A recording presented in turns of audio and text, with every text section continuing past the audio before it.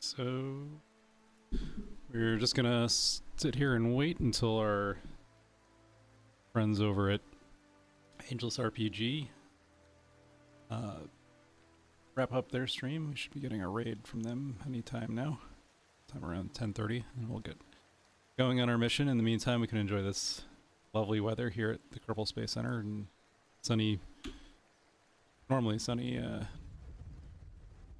Kerbin's equatorial region.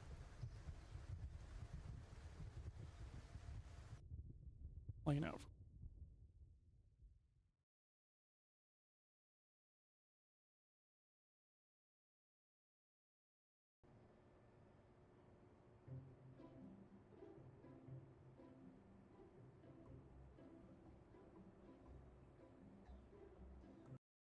But first, we need some plane parts.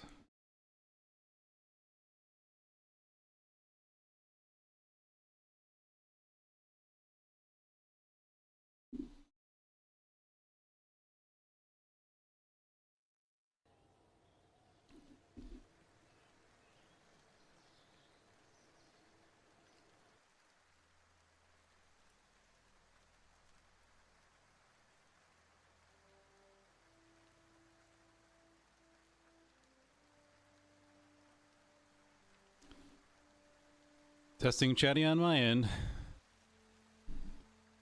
Thanks for joining us, John.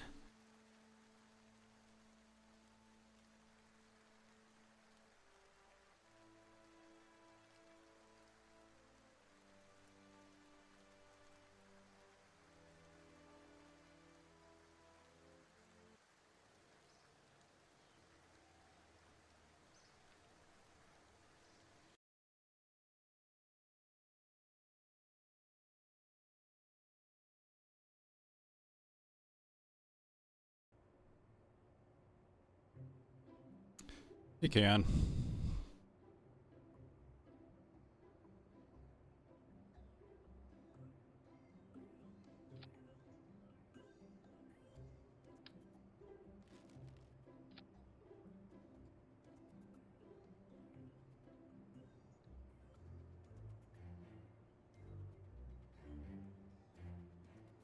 All right.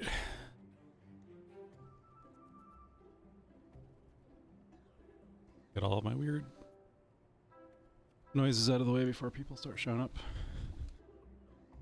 Hey, Steph. Thanks for joining us.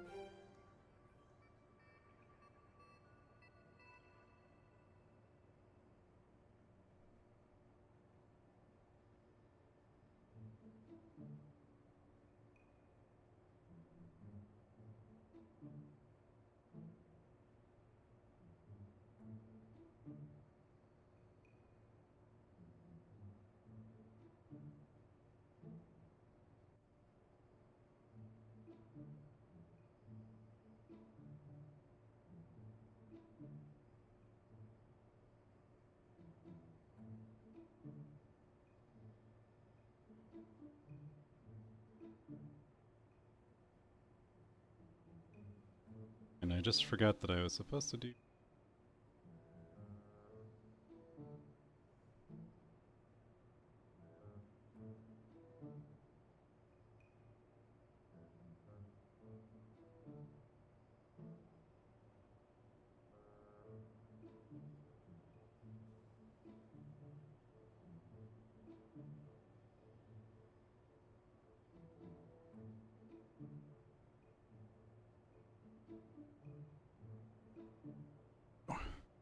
They asked me to put together a little previously on defeating games, so I forgot to cue that up. that'll be at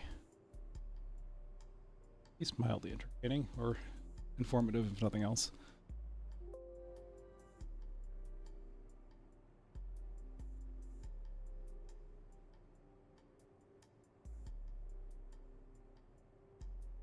We're expecting no technical failures this time around.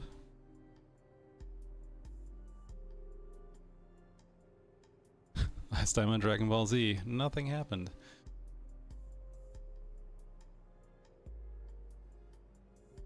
That was like one of the biggest letdowns as a kid.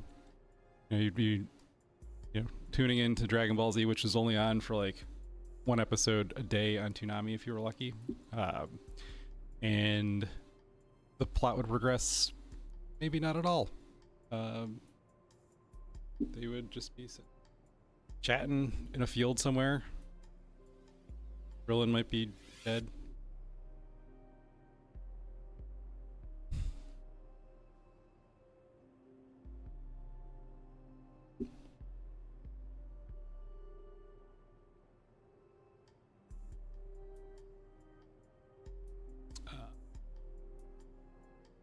Alright, I was just building an air.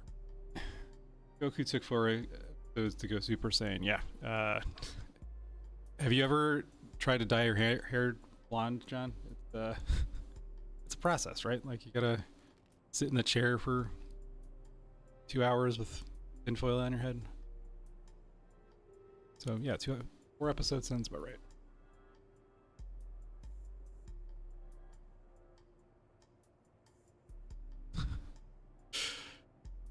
I shouldn't have been surprised, but hey, Biostats, doing good. I'm not sure if you're actually watching the stream or if you're in the chat, but morning, Artemage.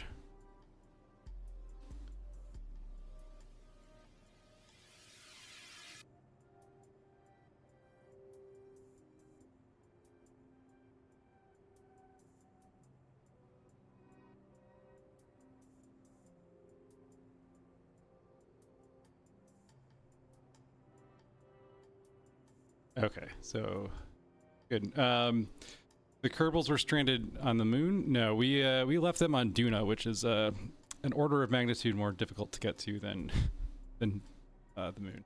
But we will get them back. I did a little bit of preparing ahead of time. I'll explain some of that once the stream gets going.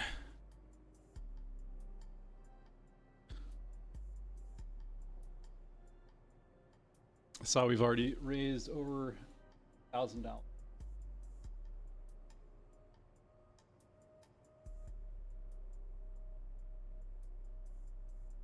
Probably pull up my cheat sheet of stuff to talk about.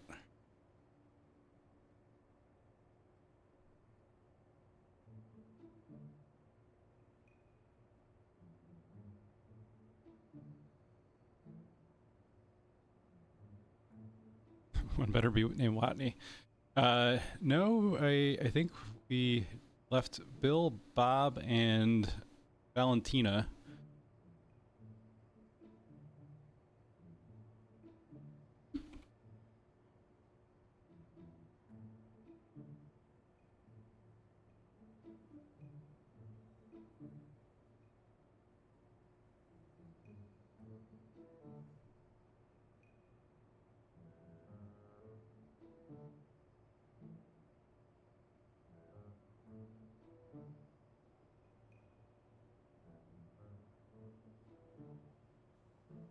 Actually, I don't even got any pilots.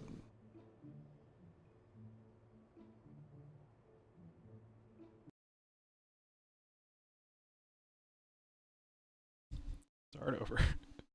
I think I could go into the save file and make a few edits, but both Bill and Bob and actually Valentina are hard-coded.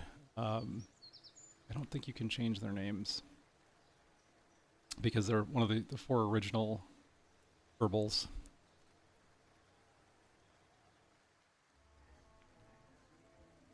Some popping up in our roster here. That's good.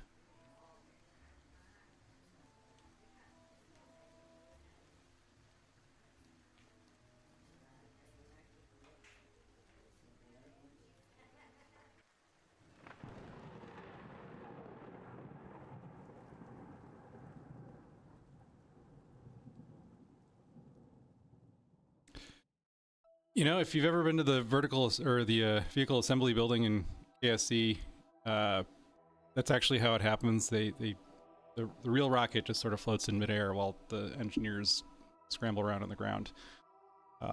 It's not uncommon to see some people doing donuts in four-wheel transportation carts. Okay, 2-minute warning.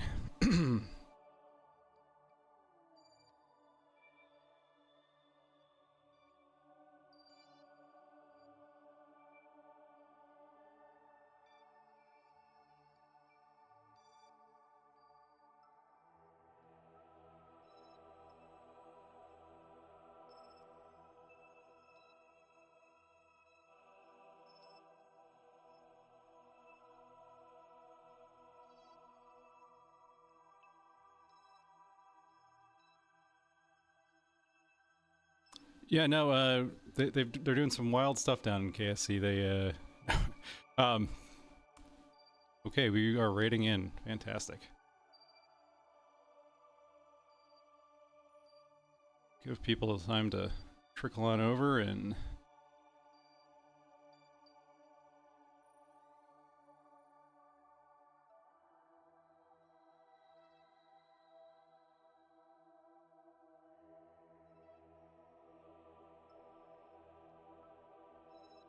Okay.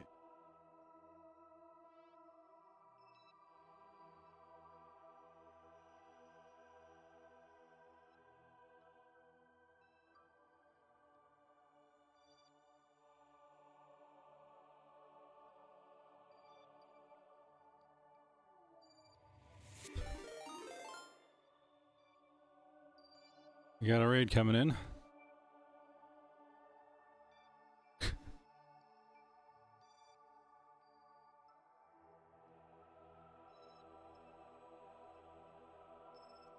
Space. Welcome everyone who hope you all enjoyed Ageless's stream. Welcome to the next session of Defeating Games for Charity. My name is Andy. I'm representing Sol10Gaming. We are a group of gamers that play video games on a weekly basis, and we stream every year for the Extra Life charity event in November. Yeah. So, thanks, Ageless. I'm going to play a quick recap video. Hopefully we'll get us caught up on what happened last time they trusted me with a spaceship on Defeating Games. So, watch that right now.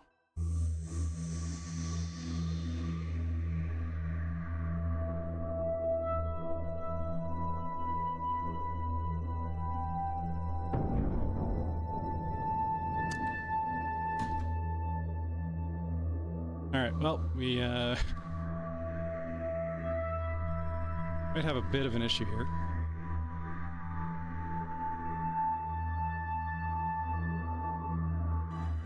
Parachutes are armed, so good. I'm gonna throw out the parachute set.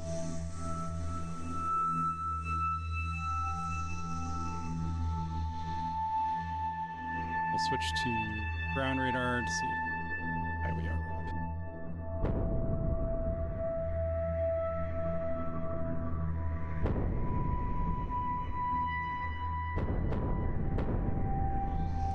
Hearing some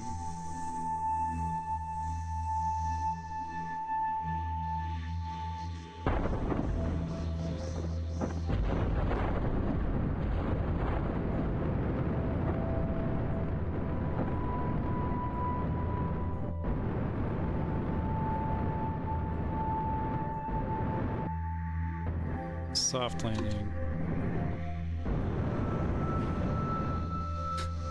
Around a little bit. Okay, now we're truly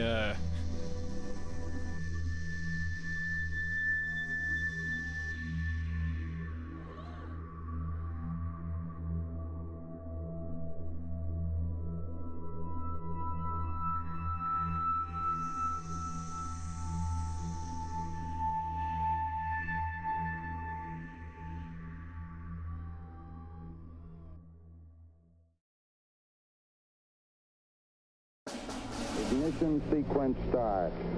6, 5, 4, 3, 2, 1, 0. All engine running. Liftoff. We have a liftoff. 32 minutes past the hour.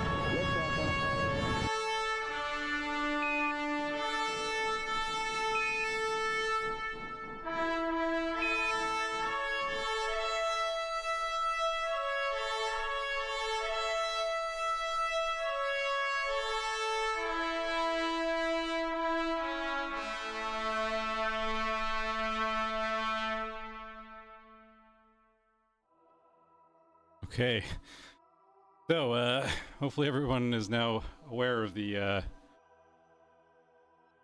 no, it's actually a sound alike that I commissioned for a previous stream, not the Apollo 13 music, but yeah, we have 3 Kerbals stranded on Duna, which is our Kerbal Space Program equivalent to Mars. It's you can see them located over here, just chilling out. They've been there for a while now. Singularly focused on bringing our Kerbals home. Yes, we cannot leave them there. Unfortunately, much like the real Mars, we can't go quite yet. There is a window for a lunar transfer orbit that we need to hit. So thankfully, off stream, I was able to fly out some emergency snacks to our Kerbals, but boys and girls, we have our mission commander is Valentina. So yeah, we have to wait for our next lunar transfer window, which up now. But in the meantime, we can get a ship ready to go.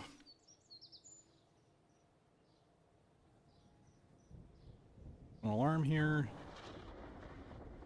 Transfer window. We are going to go from Kerbal to Duna, which is a few years away, which is a year and a half. But we'll get everybody home. Yes, the Dunian. There's actually, I think, I'm trying to remember, there's a YouTuber, Matt Lown, who does a lot of Kerbal Space Program videos, and I think he might have done a Martian style rescue at one point.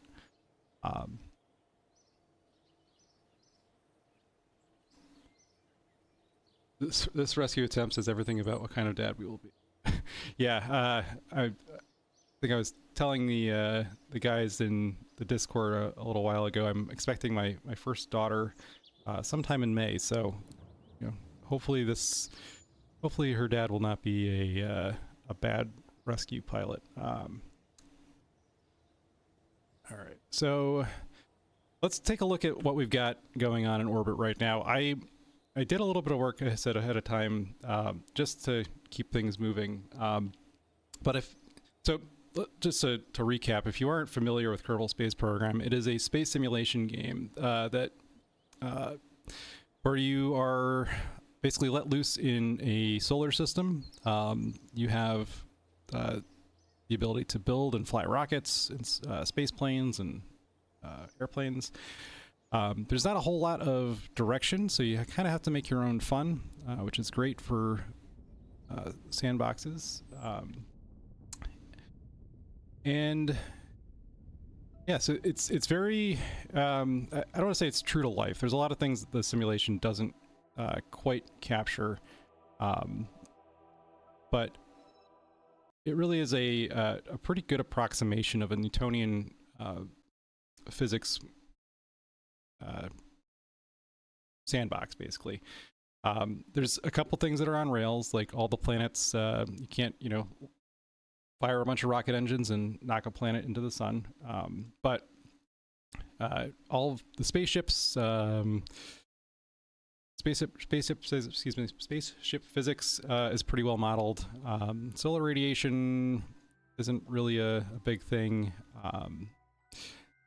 there's things like oxygen and foodstuffs that are not really taken into consideration. So, but it's a really great tool to use to learn and teach astrophysics, as well as the basics of rocket science. So what we've got here, this is kind of what I started building last night at 1 a.m. Is the ship that's going to take our rescue crew out to Duna again. It's not done yet. We still have to put on a module or two. So we'll jump back to the vehicle assembly building to do that. But what we've got essentially, zoom in on this here. So we've got a lab module, which consists of a laboratory, some crew space, some storage space, an airlock, and all important solar power and communications. One thing that the game does model pretty well is the communications relay system. So in order to get signals back and forth across the distances of interstellar space, you have to send radio waves. And yes, thank you, Defeating Games, for reminding us. We are raising money today for the Video Game History Foundation. So if you head over to defeatinggames.com/donate, you can send out some love to the Video Game History Foundation. And yes, thank you, I am Lober in the chat, our a valiant moderator and one of the core members of the Sol10 team. So, like many things in my undiagnosed ADHD, I forgot what I was talking about.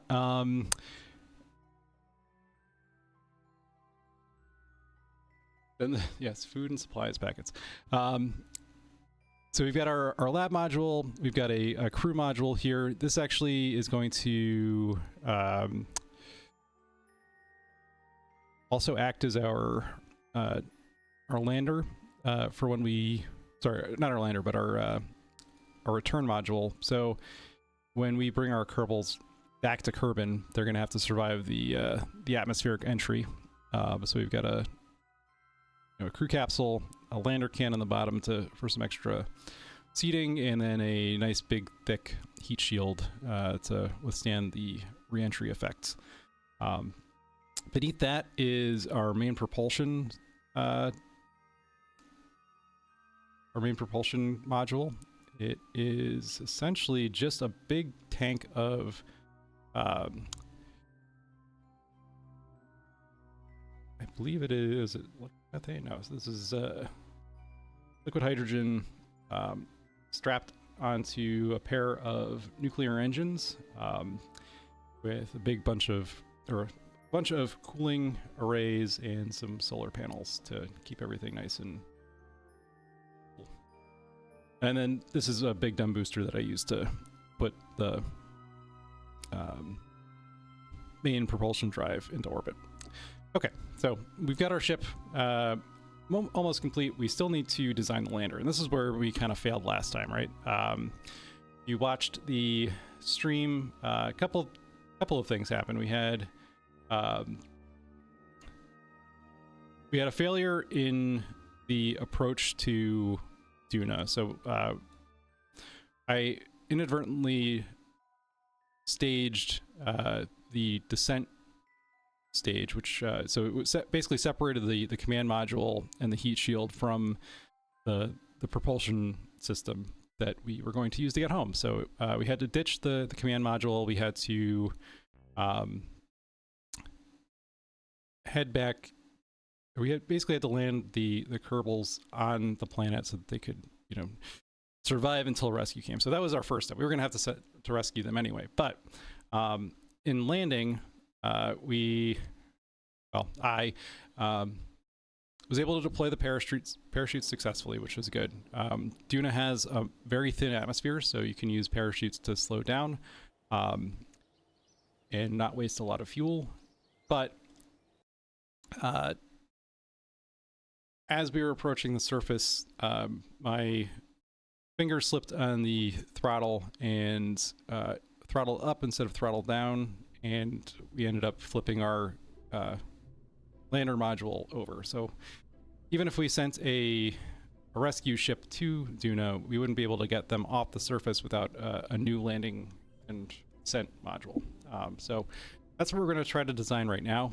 I did a little bit of simulation ahead of time, and one of the things that I've noticed about the area that our Kerbals have landed in is that the terrain is not very flat. So it, if you remember seeing in the recap, there was a landing indicator.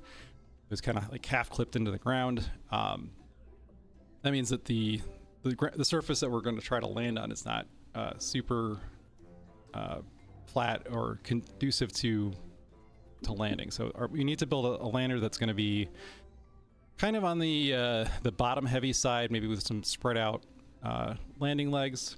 All right. So I like to start off with our lander can here. We need to have at least 4 seats on this thing, preferably 5 if we want to take our other Kerbal down to the surface. So there are 2 seats in this lander can. Put on either command module might do all that. Kind of looks funny. Station code.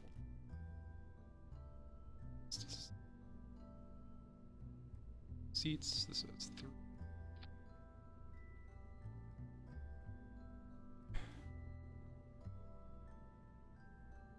All right, so we got our crew space.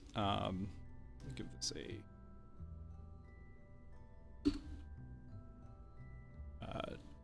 designator. Our last mission was KNX 14. We are now going to be iterating to KNX 15. We're going to need some propulsion. Well, we're going to need some fuel first before we have propulsion.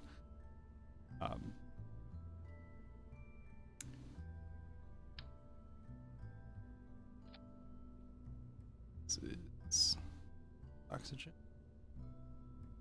But yeah, so Kerbal Space Program has been a part of my life since 2012, 2013. The game came out in alpha, I think, in 2011. It was a sort of a passion project by a guy who was working at an ad agency in Mexico. And I'm going to forget his name. Probably should have looked that up before I started talking, but yeah, so it was designed essentially by a one-man team working at a company which at the time was just an ad agency called Squad. And they, once the game sort of got off the ground, the company sort of pivoted into a ad hoc software or a game development company and publisher. So from the get-go, it's been a very what's the right word? The development of the game has been sort of interesting, to say the least. I'm running a lot of mods on Kerbal Space Program right now, some visual mods, some parts mods, because in the last 14, 15 years, the game has completely changed as far as what it's doing, what it's doing in the background, what you can do with all of the parts, what you can do with all the mods, and it's really taken a game that is 15 years old and kind of brought it up to 2026 levels. It's not perfect, but and it's also very janky. There's a lot of jank built into the game. Back in 2019, they decided that they were going to make a sequel, Kerbal Space Program 2, and that ended up not going so great. I don't think they really understood the understood the prompt, or understood the what's the right word? Understood the breadth of the task that they were trying to take on. And in the development of that game, I think it went through 2 different studios. The publisher pulled it from one studio and ended up giving it to another studio. It was supposed to release, I think, in 2020.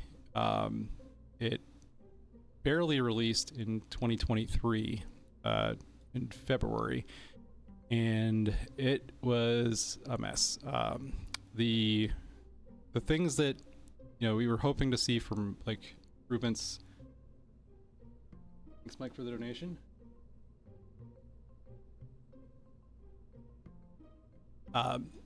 The improvements that we thought we were going to see, or that we wanted to see, just weren't there. The engine was not great. They just slapped a new paint job on a pretty broken physics engine. So Kerbal Space Program 2 is now a dead game. Do not go out and buy it. It was abandoned by the studio, abandoned by the publisher. Well, the studio got shut down, I should say. But save those Kerbins. All right, I'm talking and not really doing very much, so let me get back to build here. We need an engine. I'm using a mod called Kerbal Engineer Redux. Not sure how well you guys can see it on the screen here, but it basically is a readout of the craft as it's being built, so I can see like what I'm building, what the stats are of the craft.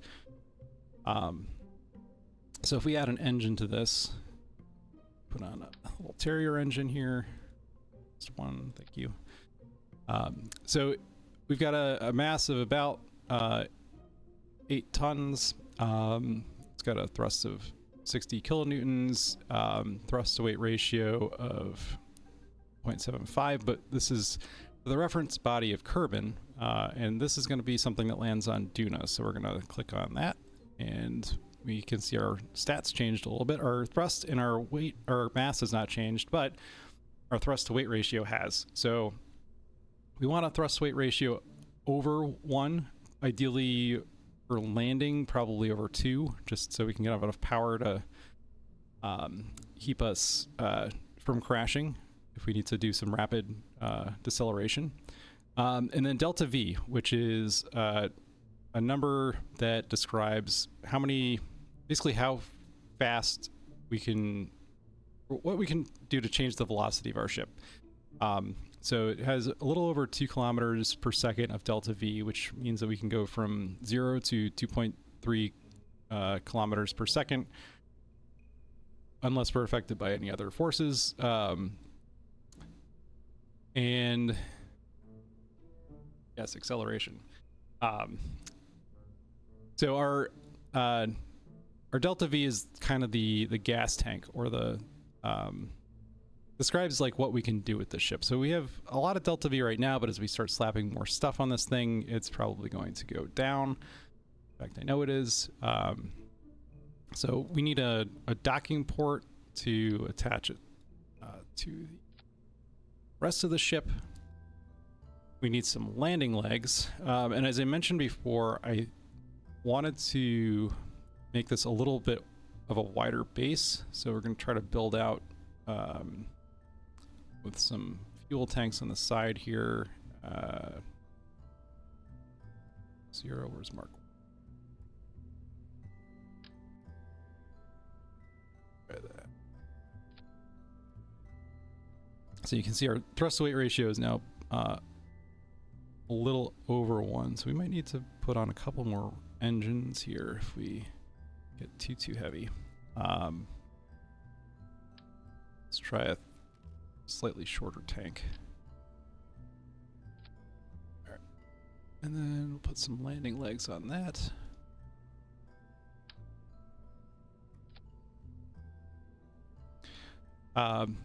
So yeah, the excited for the stream. A game I always wanted to try my hand at, but didn't make the time. Yeah, this is a game that I don't want to say the learning curve is steep, but it is certainly not a gentle slope. When I first started playing this game back in 2012, the first thing I did was I built a rocket. I stuck a command module on top. I put some fuel tanks on the bottom and an engine at the back, and then I launched it straight up and was very confused as to why it didn't make it to orbit, because there's a lot about rocket science that I didn't understand, or didn't might have understood academically, but didn't understand the real world or real application of it. But the great part about this game is that you can iterate and experiment, and there's a lot of resources out there to learn the basics for, and then really, as you get good, as they say, sort of really take off. Our lander legs. I'm thinking we probably also some batteries.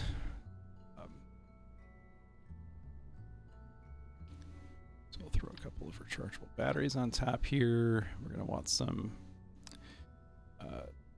solar panels so we can generate electricity.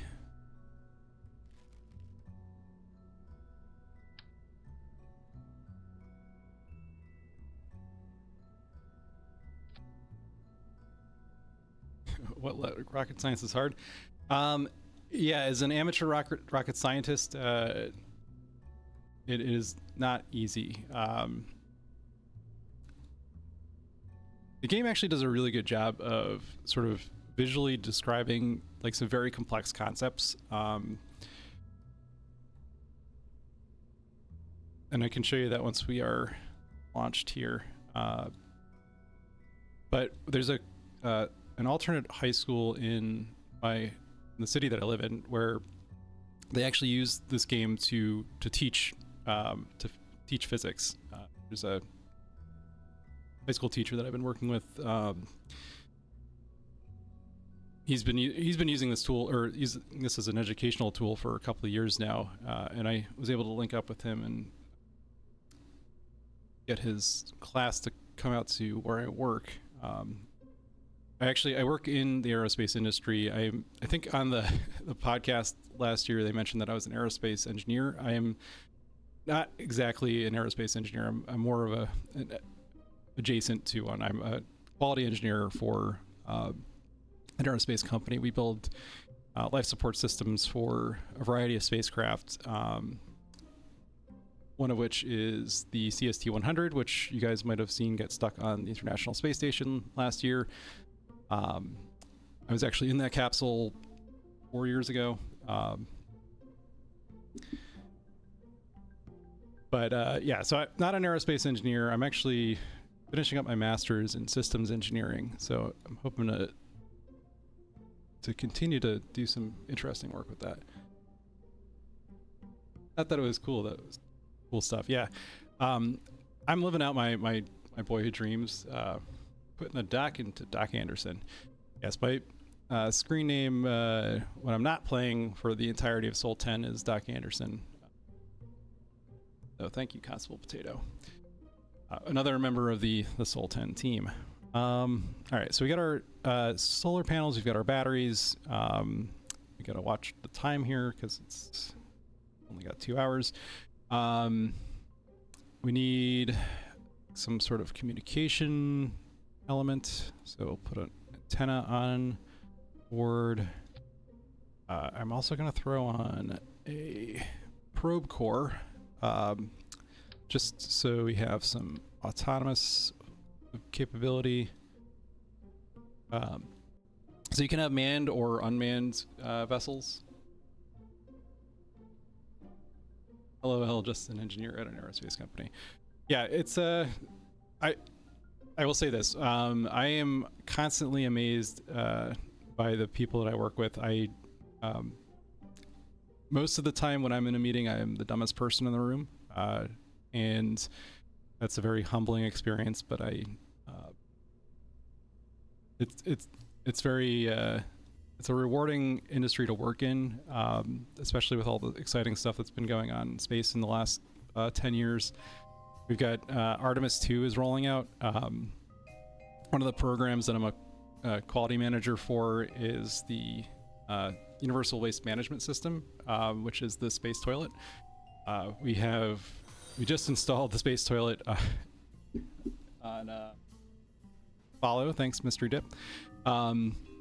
Yeah, we just got got the space toilet installed on the capsule. I'm not sure if this is public knowledge or not, so maybe I shouldn't say this, but I can confirm that there is a space toilet on Artemis 2. I saw pictures of it being installed, so we don't have to worry about the astronauts using bags for their 10-day mission, which with any luck will be launching in like the next 14-ish days. Okay, so battery, fuel tanks, engine, crew modules, solar panels, vacuum port, probe core. We need some RCS thrusters, which are for maneuvering the capsule when it's doing some translation and rotation. First we need some fuel tanks for that. RCS is reaction control system. It is in the game it's described as a monopropellant. So most spaceships, if they have to do any sort of maneuvering in space at slight or low changes in velocity, will use a reaction control system that consists of these little like puff jets, essentially. If you've ever seen Apollo 13, it's these like conical shaped things that stick off the side of the lunar module and the command module and allow the two to maneuver around each other so that they can align and dock. And most, like I said, most space vehicles have these, modern space vehicles at least. I used to work with Space Force, and there sure are some big nerds out there. yes, there are. Yeah, one of the great things about working where I work is that I'm not the nerdiest person in the office.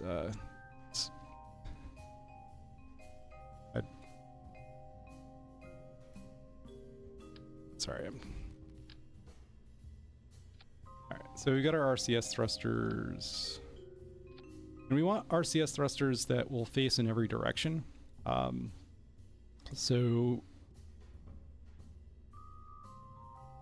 let's see. And we would like to have them kind of close to the center of mass. That'll allow us to do maneuvering in space. It'll allow us to dock easily.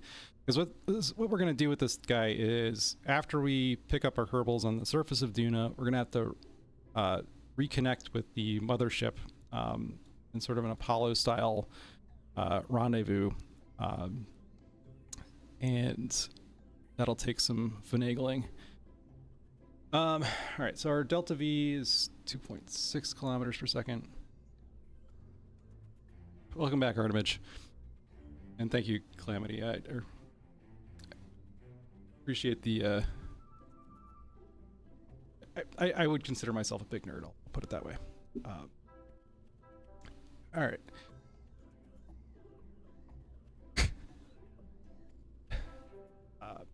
All right, trying to think what else we need. So our thrust weight ratio is still pretty low. I'm gonna throw in a couple of extra engines on the side here, I think. So we'll take off the symmetry.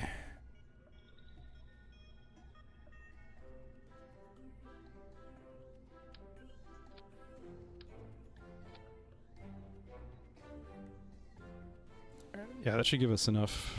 Oh, we need parachutes. How can I forget parachutes?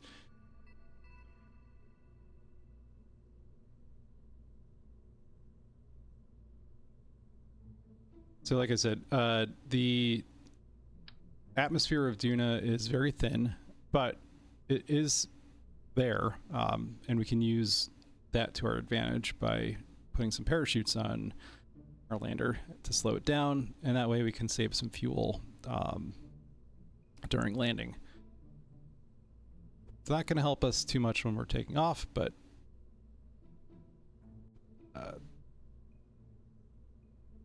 saving some delta V on the downward side is not a bad thing.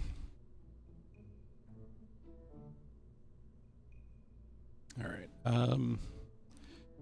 Got our parachutes. We've got one thing I was gonna do. I'm gonna put a. So I mentioned that one of the things that's great about this game is that the modding community is like, just absolutely fantastic. There is there are people that have been working on Kerbal Space Program as an avocation for over a decade at this point. All the mod creators, all the visual artists, all these people that have donated their time for free to making this game what it is today, it is like mind-blowing. And one of the cool mods that I recently started playing with is called KOS, which is a scriptable control system for space vehicles. So I'm putting a script module on the side here. What modding community do you think does more, KSP or Stardew? I don't want to start a fight, but I'm gonna say KSP probably is done quite a bit more. But again, maybe I shouldn't say that. I don't have I don't have enough knowledge about the Stardew modding community to make that call. But I would say, just from like the sheer volume of work that I've seen over the years that has gone into this, is it's a lot. So yes, I'm putting a scripting system on. Runs to the gaming press with that hot take. Yeah, you can quote me on that. Just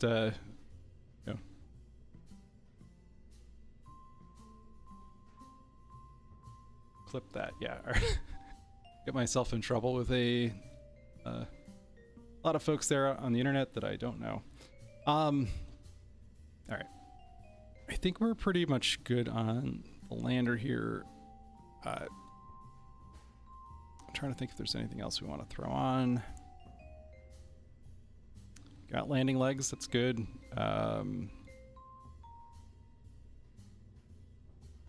Just gonna look up the delta V requirement for landing on Duna real quick.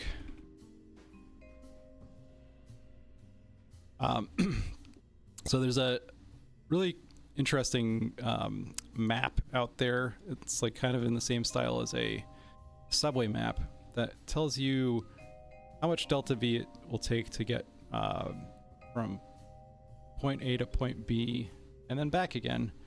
All right, so 14.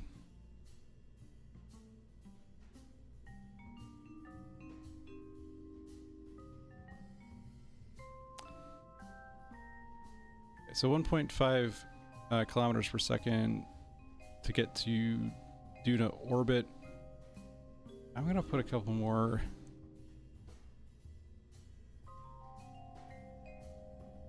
tanks on here, just to be on the safe side. I think we've got enough thrust we can get away with this.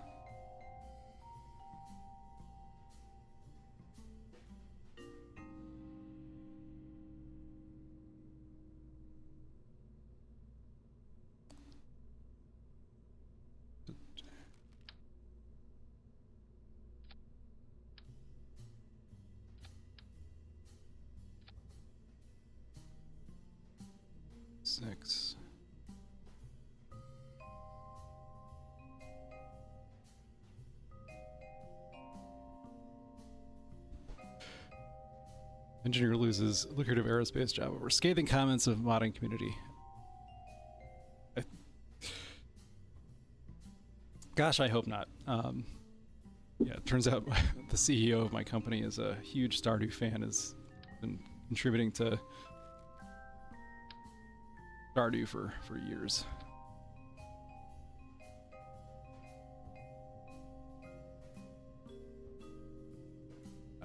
Not sure if anybody heard that in the background, but if there was any commotion that you might have heard, my wife is telling me that everything is okay.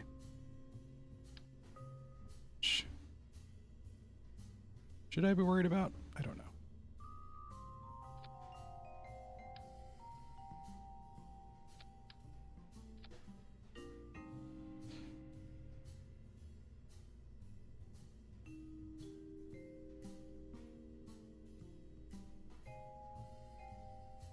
.8 kilometers per second. That's gotta be. I'm just gonna say that's probably gonna do that. So I'm gonna push this side.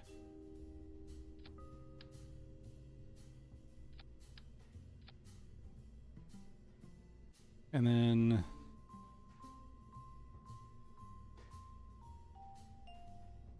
we need to get this into space, so we're gonna throw on a stack decoupler here. I'm going to put on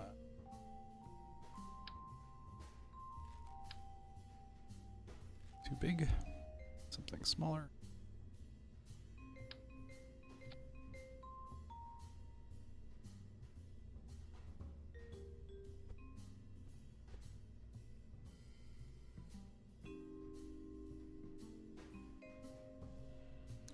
And then I'm going to put this into an arrow shell so we can get some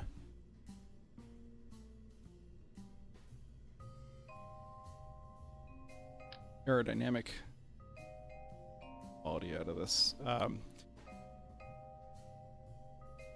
So I'm just building an aerodynamic shell around the lander, so when we bring it up to space, it will not flip out and give us a bunch of trouble punching through the atmosphere, because this is not a very aerodynamic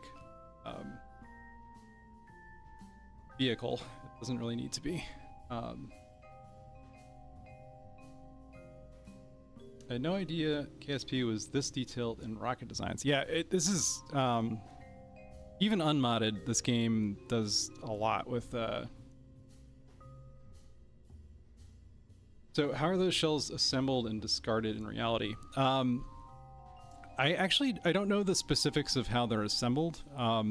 The air shells are usually made out of a very lightweight material, and they've got seams that go down the side. You can sort of see that modeled on screen right now. And in that seam is usually some sort of explosive separator. My guess is it's probably aluminum, but don't quote me on that. We use a lot of aluminum in aerospace just because it's light. Titanium would be a bit much, I'd say. But I do know that the seams themselves are usually made out of aluminum. There was a case of down in, I think it was Florida, that it's like this.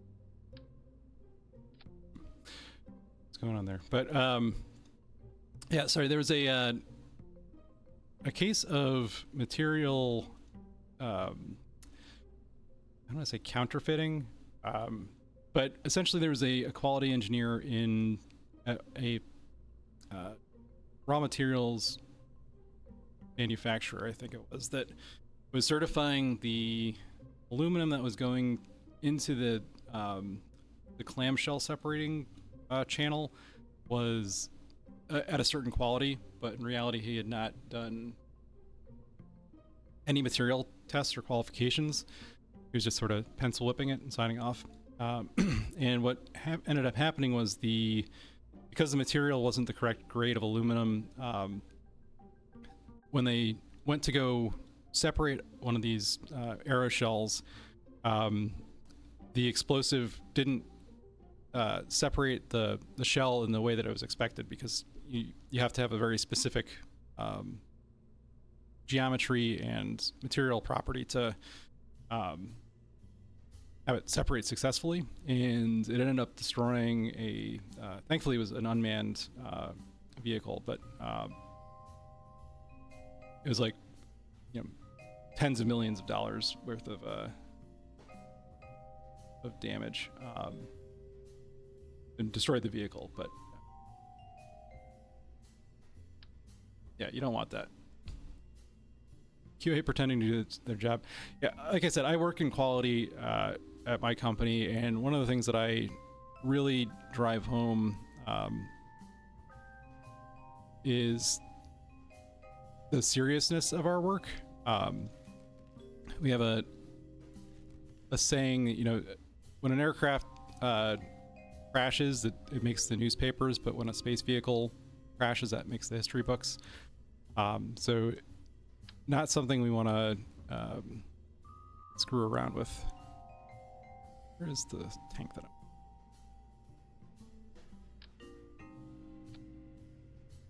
okay. So that should get us to a bit here. Put an engine on the back. So a little note about engines.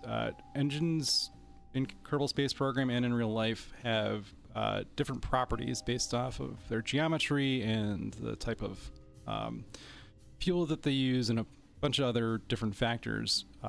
And their efficiency is described in what's called ISP, or specific impulse, which is so it's, in this case, I'm putting this Wolfhound engine on. It has an ISP of 70 at ground level or at sea level, and 380 in vacuum. And so it's a very efficient engine for space, but not so much on the ground. So if we were to listen to atmospheric mode, I guess we'd still get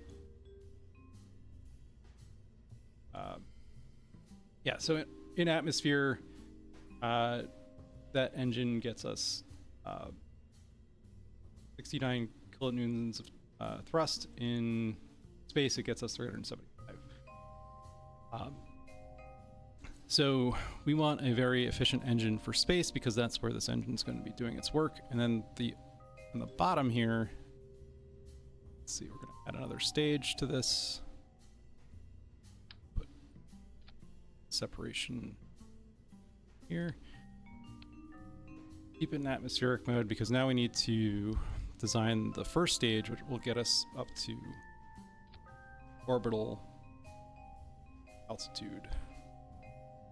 Right, so we get this big tank there. There's different modes that you can play this game in. One of which, the one that we're currently in, is science mode. So we can go out into the universe and collect science, and that's kind of lacks certain technologies behind these technology nodes. So as you gather more science, you can unlock more parts. Another one is sandbox mode, which is just a free-for-all. You can use everything that's available in the game. And then there's career mode, which career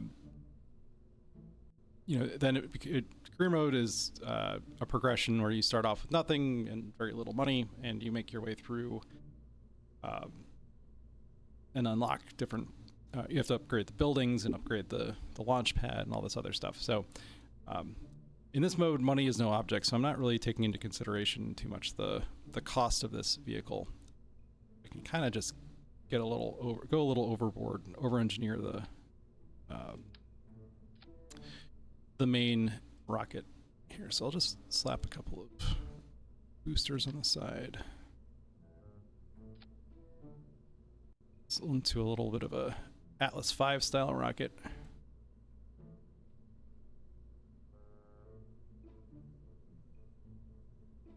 How do you make money in career mode? Yes, you do. Your career mode is kind of like starting at 0 with a goal of $7,000. Yes, very similar to that. Don't forget to like, subscribe, and that donate button.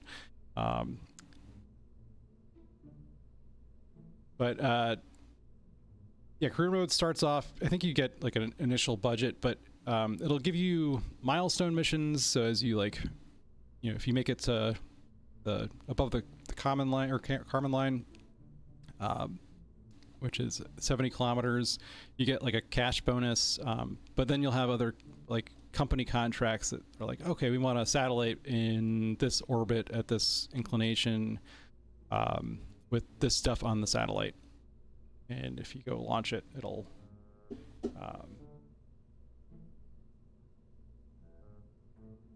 give you some cash.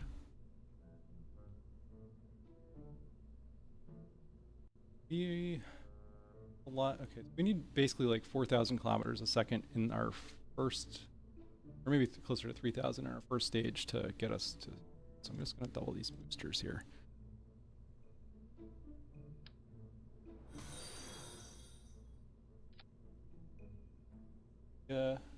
Follow them.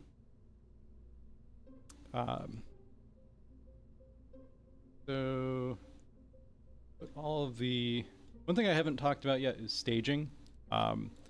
So on the side here, you can see this, like, as I'm rolling over, different parts are being highlighted. Staging is a very important part of the game. It's basically a plan for the mission, and once you start, one of the main controls that you're going to be hitting is the space bar, which is the stage button. As you go through the first stage, like all these rocket boosters will expend, have to throw them off the side by separating them with attachment manifolds, and then the main stage will continue on, and then separate the main stage, and our secondary stage will light, and then we'll deploy the clamshell before we wind up with final lander in its trek toward the vehicle up in orbit. All right, we're getting close to time here, so I'm gonna not time, but we're almost at 11:30, so I'm just gonna. I don't want to rush too much here. One thing I am going to do is turn on auto strut. This is a feature that I think was originally a mod, and they eventually ported it into the main game. The way that like parts are connected in this game is very noodly, I guess is the best word. And if you ever watch like old Kerbal Space Program videos, that was kind of the shtick. Like everybody's like, oh, we got noodle rockets. You flying a rocket into space and it start wiggling out. It's crazy stuff, which is very funny to watch, but also very frustrating at the same. More struts. Yes, I've got another hour, but I need that hour to not just be sitting here talking about watching me watch or put parts on one by one. It's also mighty terrifying to watch, yes. Thankfully, one thing that the game does not model is the civilian population that must live around the area. Like the early Golden Gate Bridge, yeah. So, auto struts, so there's a part that I think was added pretty early on called struts. That's what we're all talking about here. And basically just, wires that you connect one part to another. It adds rigidity to the system, but it's not very pleasant to look at. Like I have some some screenshots of my very early builds, and one of the things that I was not super well versed in the science of rocket building, but I had like girders coming off the side connected to, you know, to struts, and just really ugly looking rockets. So auto strut is a system that lets you put struts on basically invisibly or on the inside. Do you think the launch center is more Cape Canaveral or Boca Chica? Or Boca Chica. It's definitely more Cape Canaveral. I mentioned this earlier. I got to go down there, I think it was in 2021, to work on the CST-100 capsule. And they can go to the launch pad and I'll show you. But the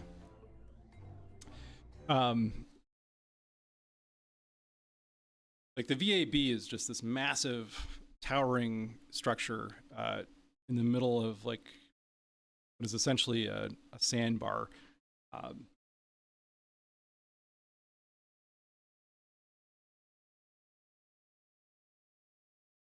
Auto strut your stuff.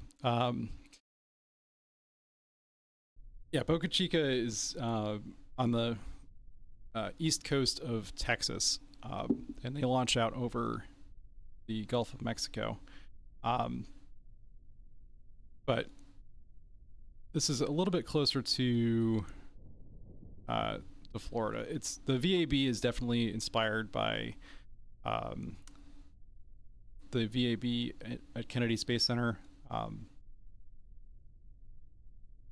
What's not really, I mean, the launch pad is nowhere near as close to the VAB as it is in ASP. This is dangerously close to a launch pad. I think I want to say it's a minimum of 3 miles.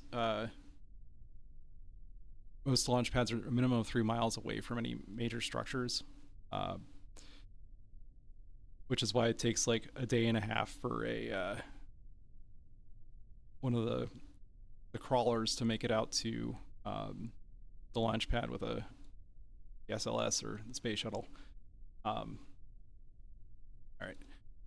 So I just realized we have people on board here. We do not want people. Take us back to the assembly building to take the people out of the Kerbals out of here, because we want this to launch empty. So we have our crew is already aboard the command module in space. Well, checking my staging one last time. Scott Manley, who is a legend in the KSP community, his famous saying is "check your staging." Scott Manley impression here, but okay, so that's gonna give us some issues later.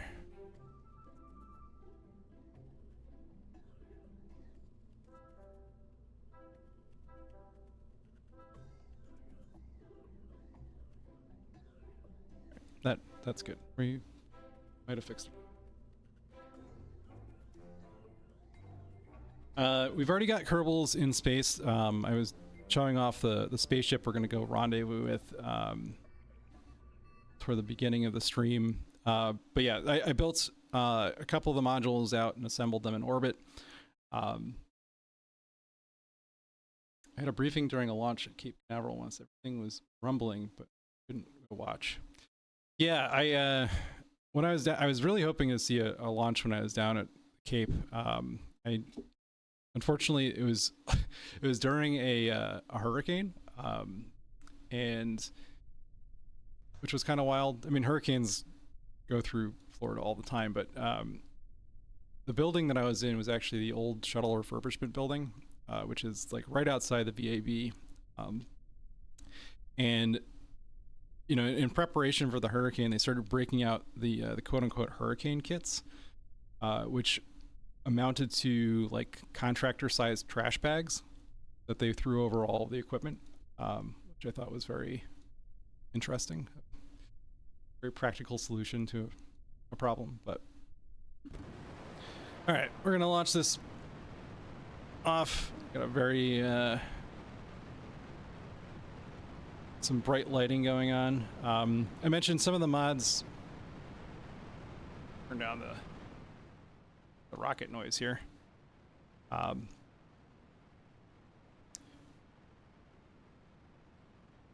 So, yeah, one of the mods that we've got installed is a volumetric clouds mod. So these clouds are made by a modder called BlackRock. And he's actually working on a new spiritual successor to Kerbal Space Program called Kitten Space Agency, which I am cautiously optimistic for. All right, so what I'm doing right now is I'm launching into a gravity turn.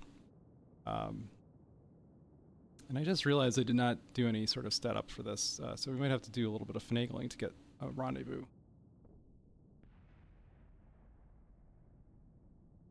Pay no attention to that explosion.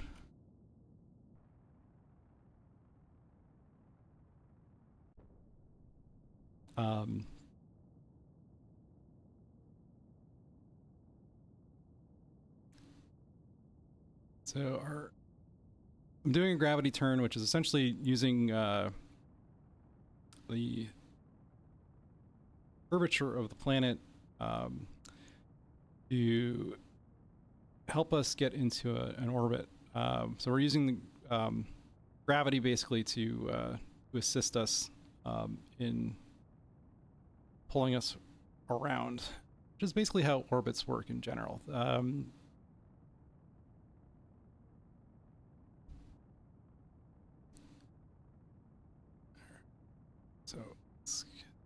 So I'm basically I'm pointing at pointing sideways, because basically we're going to try to fall really, really fast sideways and beat gravity that way. So we are at 60 kilometers up. Once we hit 70 kilometers, we'll be officially in space, but the atmosphere is thin enough now that I can deploy the clamshell. Our target is going to be we're behind it, which means we need to catch up. And in order to catch up to a vehicle, we want to be going faster than it, obviously. And to go faster than it, we need to be at a lower orbit. So I'm going to pull that prograde vector here.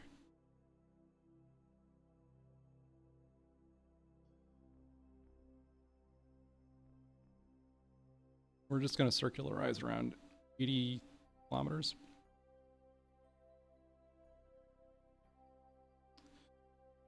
That'll be good. I love that orbiting a planet just means falling sideways at insane speeds. Yes, that is precisely what that is. And here we get kind of to one of the cool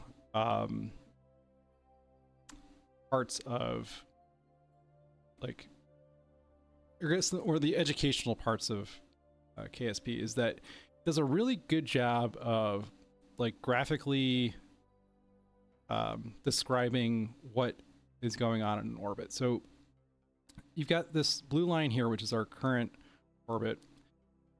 You got this orange line, which is our target orbit, and then this yellow line, which is our target's orbit. So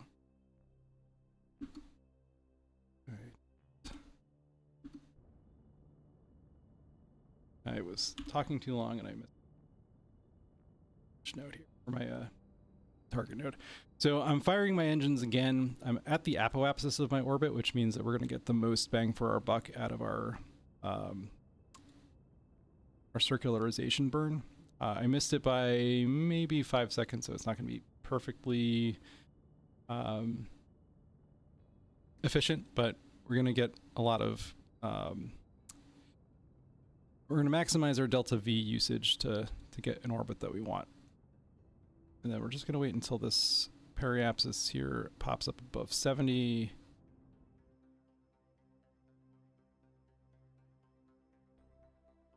So we want to be above 70 kilometers so that we aren't going to be affected by atmospheric drag.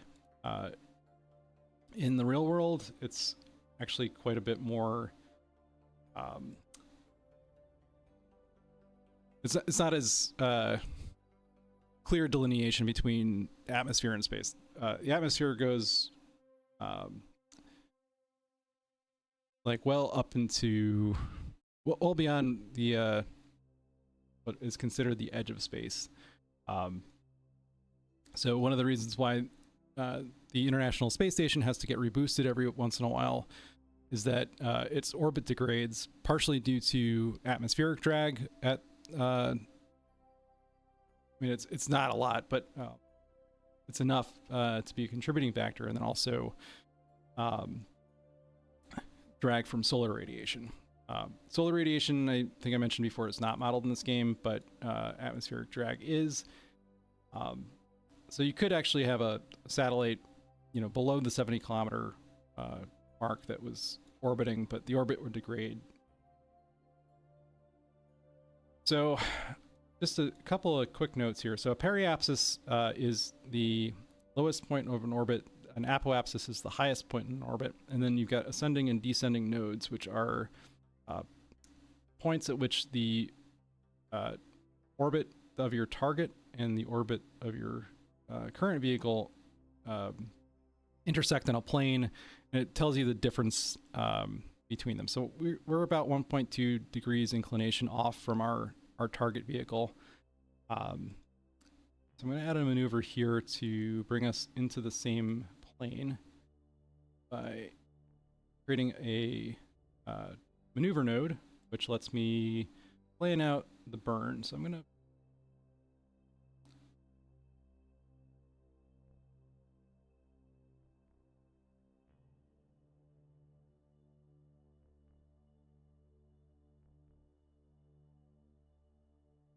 any factor with positive effect changes, no matter how small time effect that can have major results you need to adjust for. I describe these so well on each stream and I forget them almost immediately, so it's like I'm learning something new each time. Could the ISS utilize solar sails to maintain a steady orbit? I suppose it's possible. I will admit that I'm not going to be the best explainer of how solar sails work. That is actually a mod that I've got installed, which we don't have installed on our ship anywhere, but so there's actually solar thanks for following us. Just as a reminder, if you haven't already, head over to defeatinggames.org, I believe it is, or hold on, let me read my script here. Sorry guys. Head over to defeatinggames.com/donate to donate today to the Video Game History Foundation. And there's our bot going in the chat. Thank you, bot. Okay, so I made a maneuver node. It's going to take us 43 kilometers per second of delta V. That'll put us in the same plane as our target vehicle. And then we just need to play catch up. So let's fast forward to that maneuver node.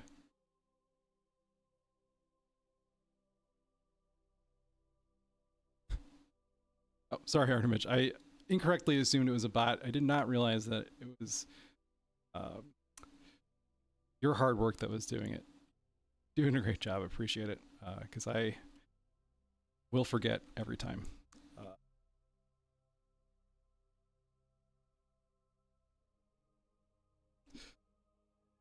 I do want to recognize this. There's a lot of work that goes into this stream every year, and I really appreciate the folks that organize this.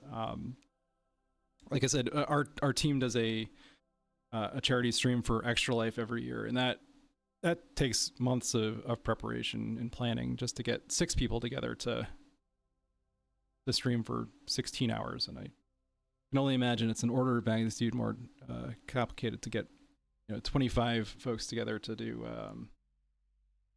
14 years. Wow, we're on 6 or 7, I think. But 14 is great.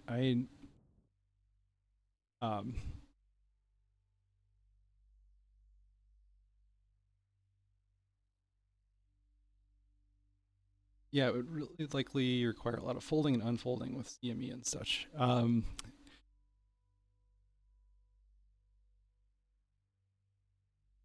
That's fantastic. We've been doing this since I think 2020, and our team broke, I want to say 35,000 this year. But we have some very competitive donators. Year 6 this past November. All right, so we are now 0.1% or 0.1 degree, excuse me, off of our target inclination, which is great. I'm going to start fast forwarding time. We have an alarm clock for what do you call it? The Duna transfer window. So I'm not going to worry too much about going over.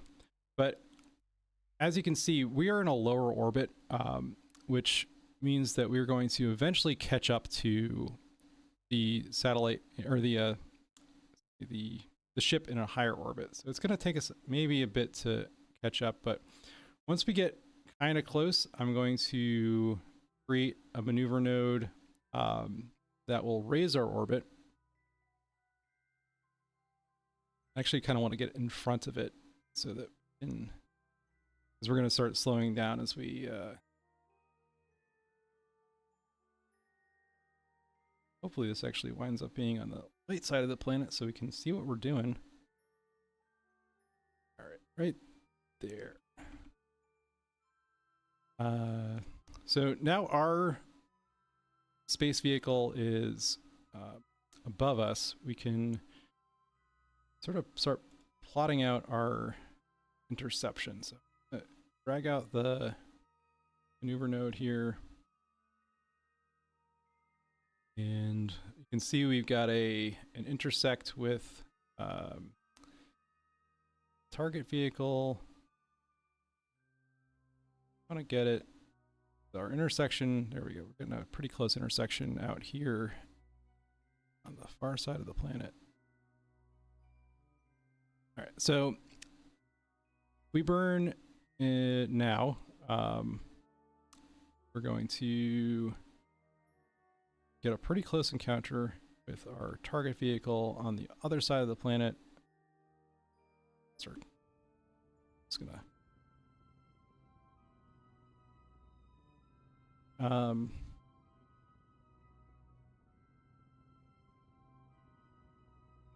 our intersection, we want it to be under 10 kilometers so we can. All right. So our separation, we actually did that really good or really well. So our separation is 1.6 kilometers. Our relative speed is 100 meters per second. That's a little fast to approach at. If we put that, if we were pointing right at that target vessel, we would smash right through it. But 1.6 kilometers gives us a little bit of wiggle room. So I'm going to warp out to this point here, and I'll be honest, I am not the best person to explain how orbital rendezvous works. I will say that it is something that NASA struggled with, and it's a little unintuitive. So on our nav ball down here, I'll just go back to the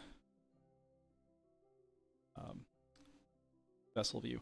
Our nav ball is describing, you know, where our vessel is pointed relative to the planet's surface. So we're pointed basically straight up the planet's surface. Our horizon is all around us, basically. This yellow circle here is our prograde vector. Sorry, not our prograde vector, our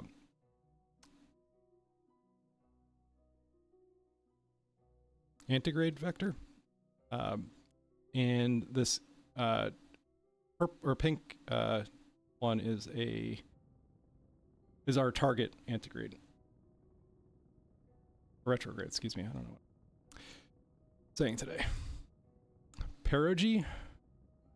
Perigee is the There's actually a specific term that describes the point in an orbit, or the lowest point of an orbit around the Earth. That's where the G comes from, GEO. So we're basically pointing away from the direction that the target craft is going.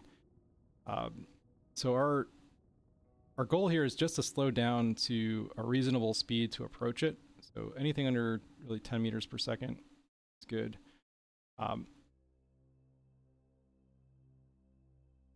We're at 0.2 kilometers, which is a little dangerous just because of the size of the craft that we're approaching.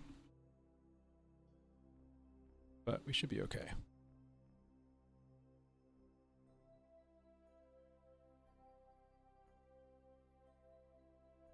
Yeah, sorry. Prograde and retrograde are how we describe the direction that the craft is pointing in relation to its like velocity vector.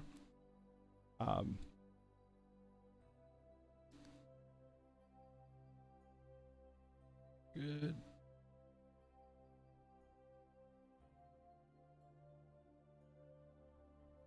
So right now we're just fine-tuning our orbit, and what's really happening is as we maneuver, our orbit is getting closer and closer to our target orbit. So you can see our descending node is now bang on the money. It's 0 degrees, so we're right in plane with the target vehicle. Our apoapsis and periapsis are almost in line. Our periapsis needs to drop down a little bit. Just gonna fast forward a little bit here.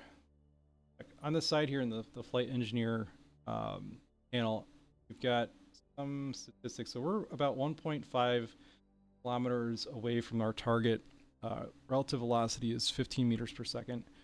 I think we might be able to see it.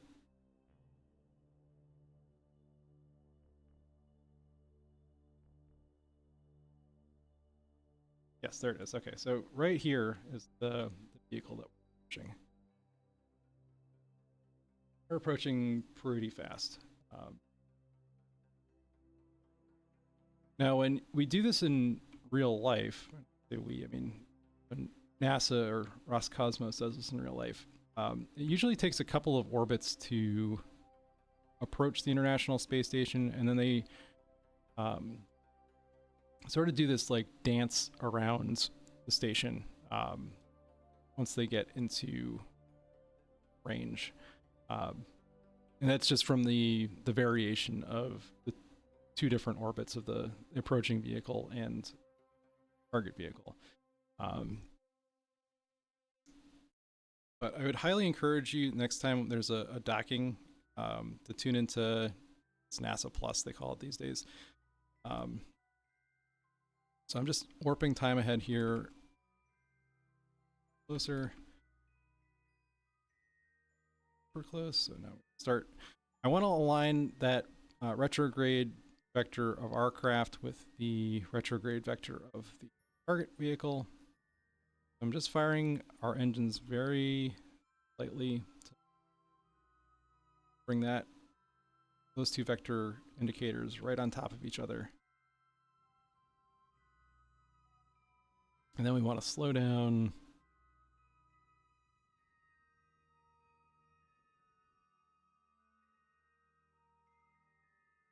Just enough to not smash into. We want to get close to the vehicle without hitting it, and then totally zero out our relative velocity so that we're able to maneuver around and do our docking sequence.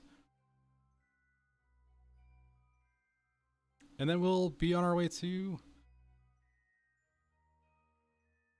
Duna after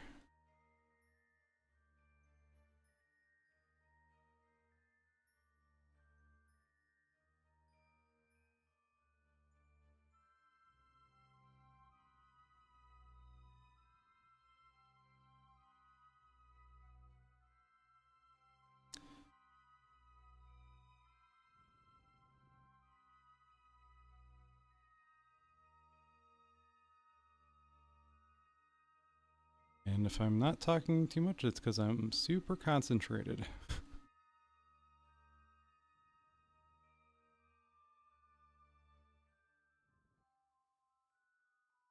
So one of the cooler things that I got to do this year, we had we had two astronauts that came and visited our office to meet with our program staff and talk to the engineers who actually work on the program.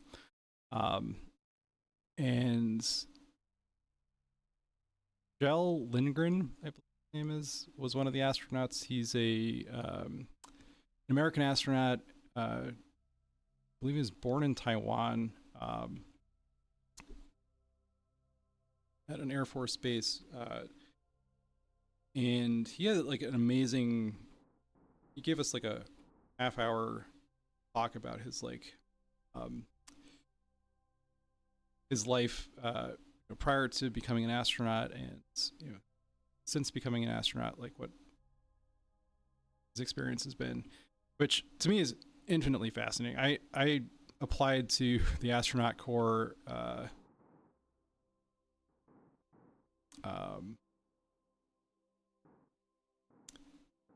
kind of on a whim when I was when they had their last call. I obviously didn't make it, but he was in the Air Force. He was disqualified from flight in the Air Force due to, I think it was asthma. When doing docking like this, how do they know the velocity of each moving object? Is it just relative to the Earth? So there's a couple of different systems. They have inertial sensors on board that will report like what the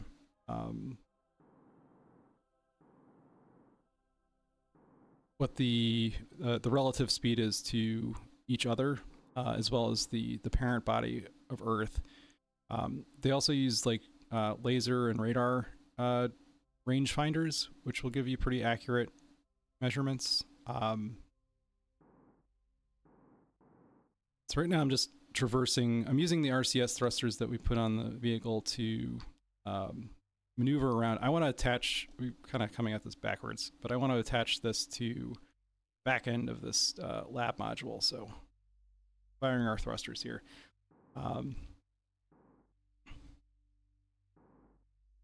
We're doing it really slowly because if you go too fast, then it's get real.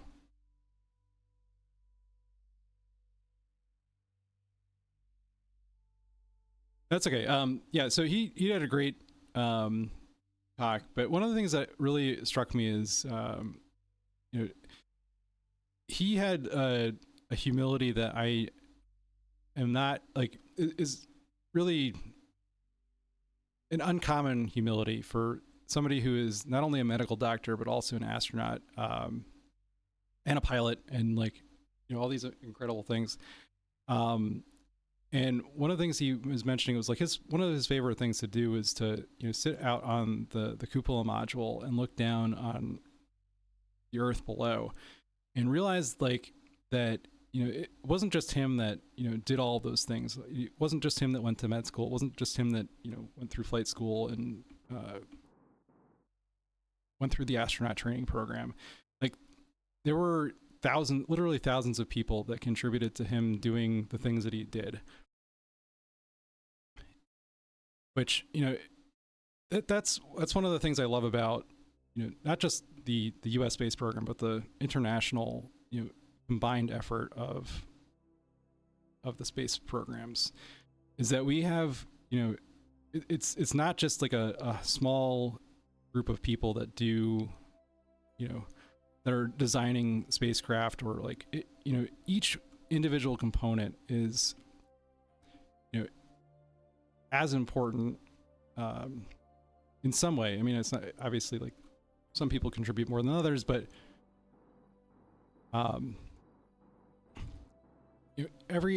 there's people that are participating at so many different levels of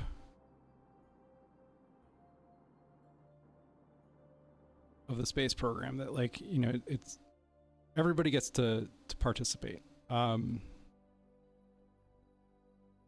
you wouldn't be able to do it otherwise, right? Like you know, no one, despite what SpaceX tries to do, no one company, no one man can do all the things that, you know, need to do to get to outer space. It's a combined effort of all of humanity.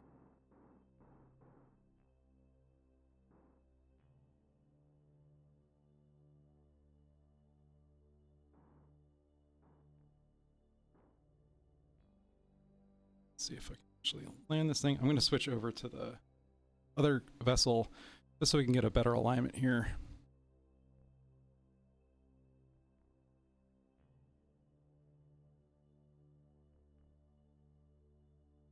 Do it.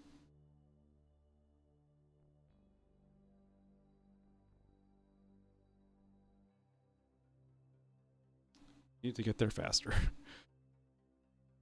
I apologize. This is taking longer than I thought it was going to.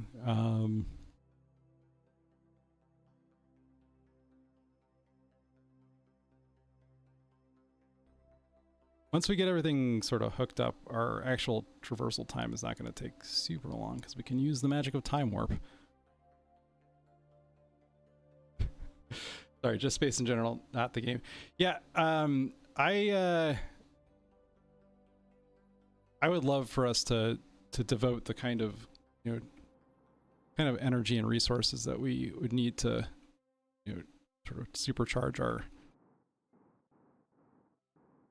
ascent into space. But, you know, a big part of my job, and, you know, is sort of pumping the brakes. There's a lot of people that, you know, be it for milestones or, you know, making sure that we get things delivered on time. That's all very important. Like, you know, there's schedules that need to be kept. There's launch windows that need to be met. But there's also a, you know, there needs to be someone pumping the brakes at every step and saying, okay, are we doing this the right way? Have we done all of our homework? Did we, you know, remember to do X, Y, and Z? Like I was kind of alluding to that in the intro video here, but it really is like you know, space is not a joke when it comes to. All right, there we go. We got dock and capture. Okay, we got Jeb and Samwell, our faithful sidekick. I thought was very apropos. Already on board here. We've got our main thrusters. I'm going to decouple the.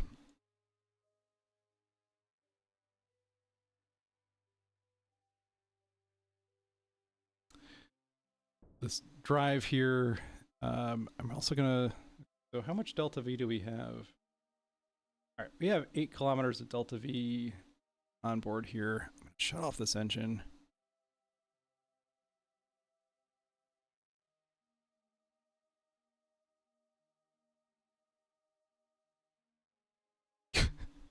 NASA approved docking speed is 0.1 meters per second. Sir, you've been giving a speeding ticket. Yeah, have to catch me first. I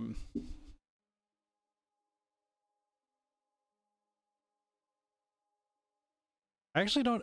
You might be right. I do not know the docking speed at the ISS. I assume you're correct. There's our target. We're gonna have to fast forward to hit our window here.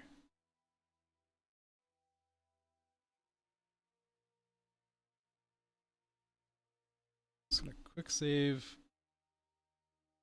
our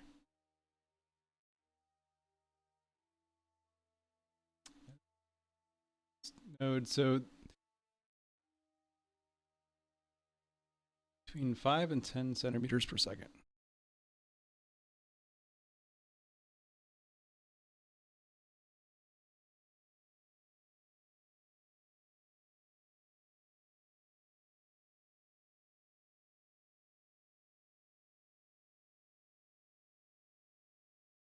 Excuse my language. We are. Are we below our? Oh boy. How did our periapsis drop to?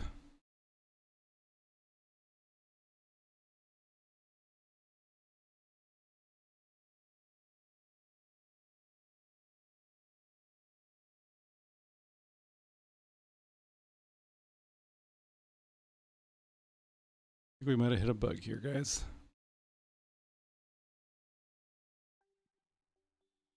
That's why we use quick saves, because nothing is for certain.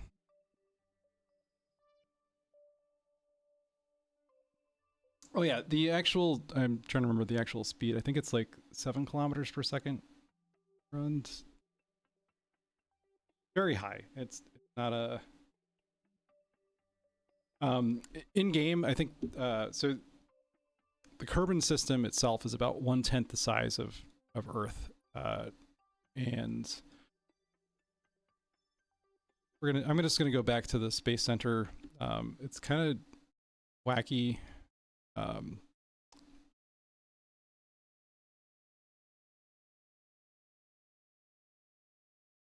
Sometimes the time acceleration gets a little funky, so we need to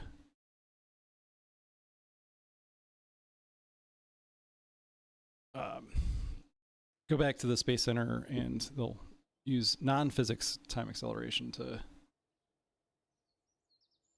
go faster.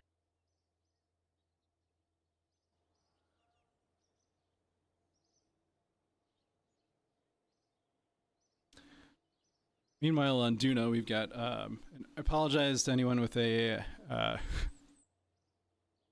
any sort of epileptic condition. Not my intent. Shield your eyes.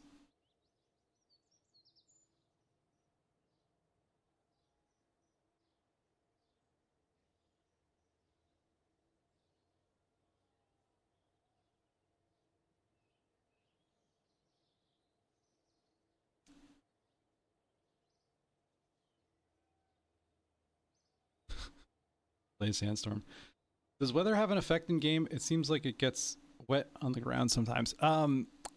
No, that's actually there might be a mod for that. The weather mods that I've got installed, I think, are just visual. They don't have an effect on the game. The way that the game handles even like regular atmospheric conditions is not super in depth. Basically, the like, there's actually there are a couple mods that do better jobs of modeling like wind forces and aerodynamics. I don't have them installed because they make the game harder to play, and I, at the end of the day, like to have fun most of all. Time at 180 days. At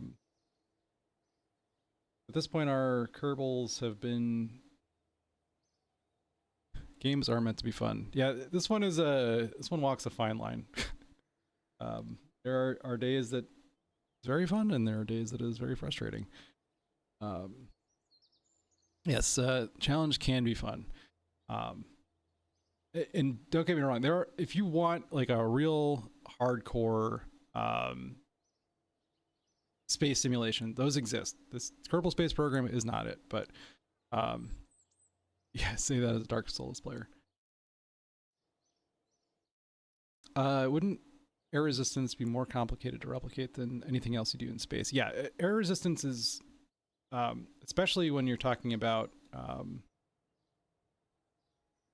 like any sorts of weather or variable wind, that gets real complicated real fast. Okay, time warp is successful.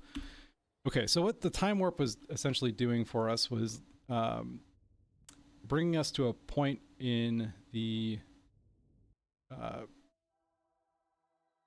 game where our planetary alignment is such that we can make an efficient transfer to Duna. And the way that we used to do this was like literally you'd have a protractor on screen, and you'd measure the angle between the sun and Kerbin and the sun and Duna, and you'd aim for like a 35 to 40 degree arc.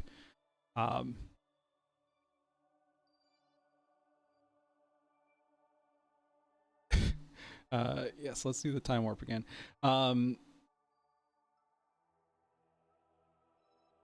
I don't know if we can we get demonetized for Rocky Horror Picture Show?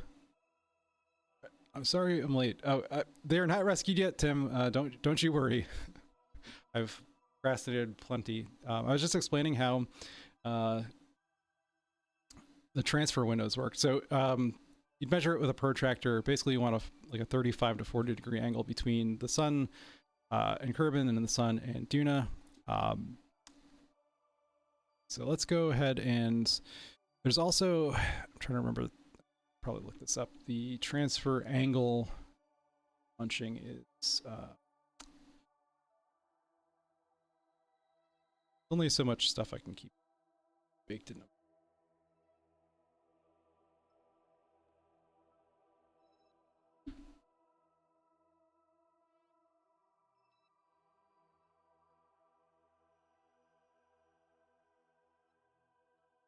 Let's see here. So there's a point in the orbit. Let's go ahead and fly our vehicle here.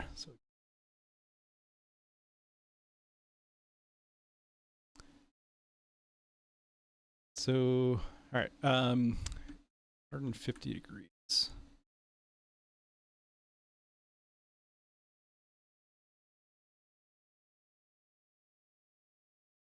Let's load successfully. There we go. And our ship is intact. That get one intact.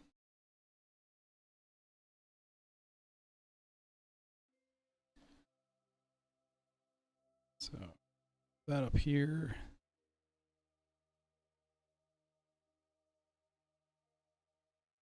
And it's going to activate the nuclear engines. So we're a little bit beyond the level of tech that we would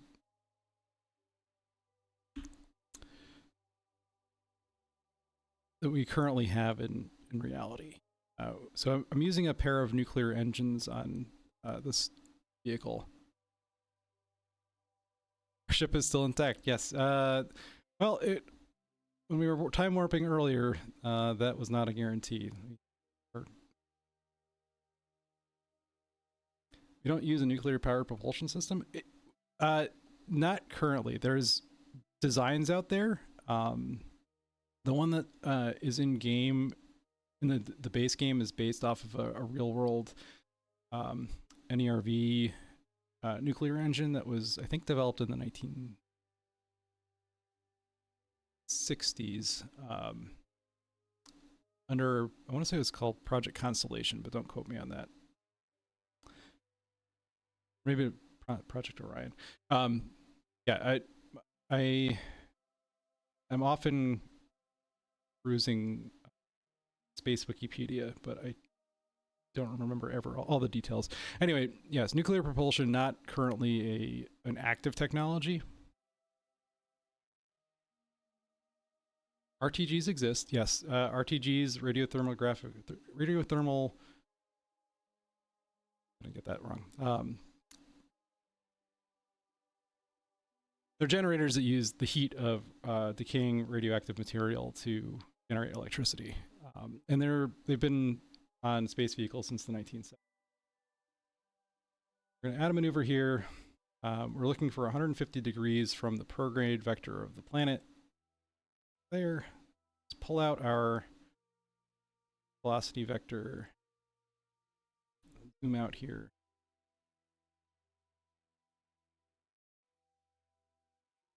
Get. It's got an encounter there.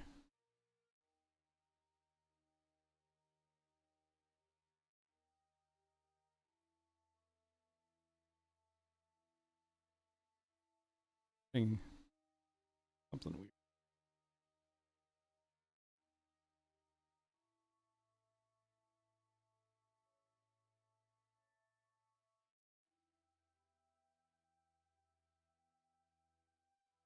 All right, I'm just trying to figure out where our velocity vector is here.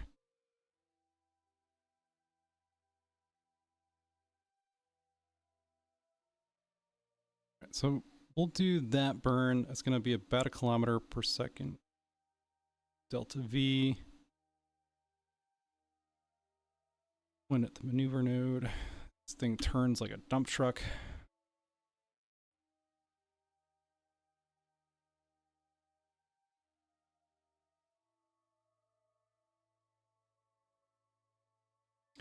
Radioisotope thermoelectric generator. Thank you. I live in a world of alphabet soup, and my brain not smart enough to remember all the alphabets. All right, so we're pointing at our maneuver node here. We're gonna time warp to that, and then burn for. This is gonna take 3 minutes. We'll hopefully long.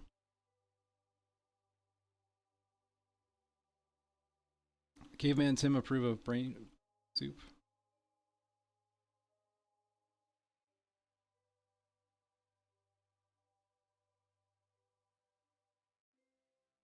So during the burn, we'll just use physics time acceleration, which should speed up the process. I don't want. We're gonna have to rescue this year's Kerbals next year. You know, I just need an excuse to come back, right? Like,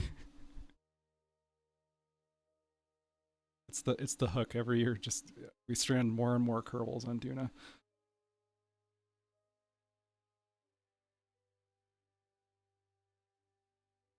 Okay, so our burn is going to take 3 minutes 37 seconds. So we should fire our engines at 1 minute 47, 46.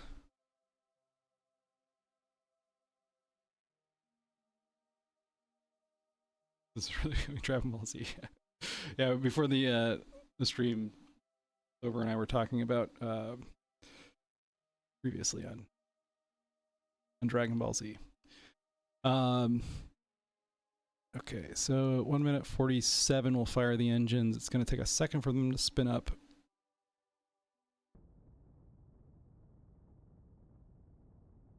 Then we'll just do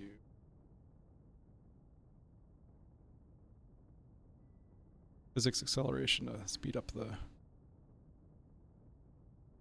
burn here.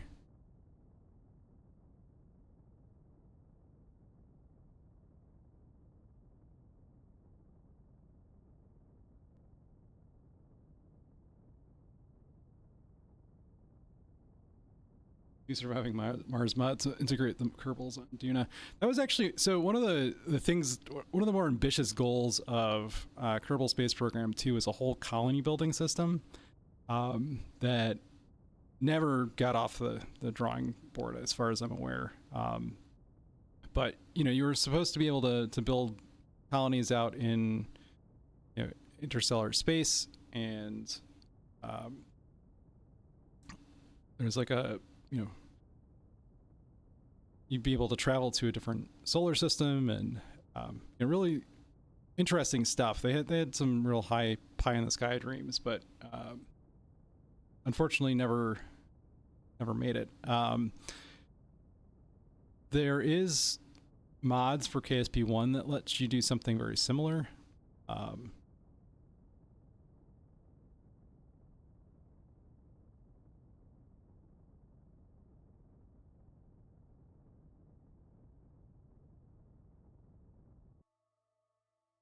Okay, so our current apoapsis.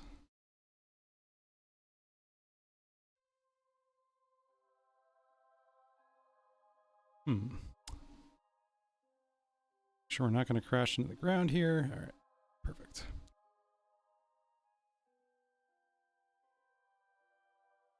So we've got a close encounter with Duna. We're gonna have to do like a mid-course correction probably around here.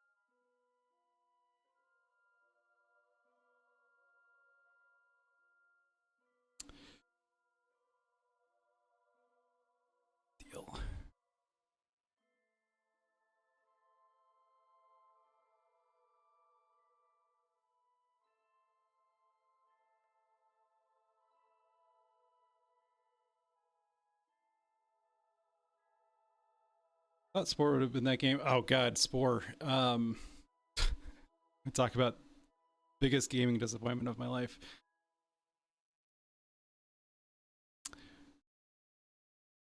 Yeah, I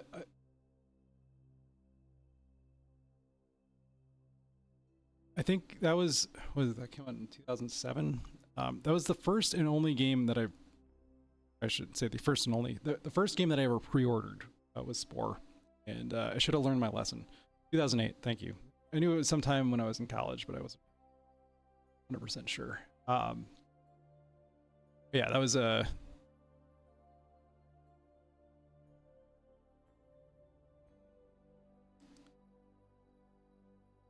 not a great time for people in gaming. So we're gonna fast forward to the next maneuver node. We're gonna burn again for another 2 minutes just to get the encounter. Kind of doing this little slapdash here, but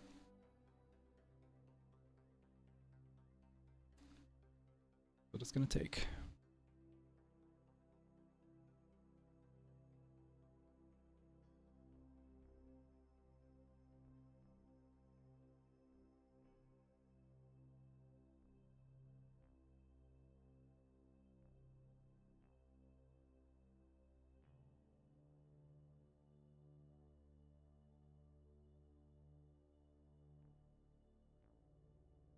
Yeah, the one. So there is a physics time warp that I'm playing with here just to speed things up, but it's a bit dangerous because it can break your spaceship in half, which you do not want.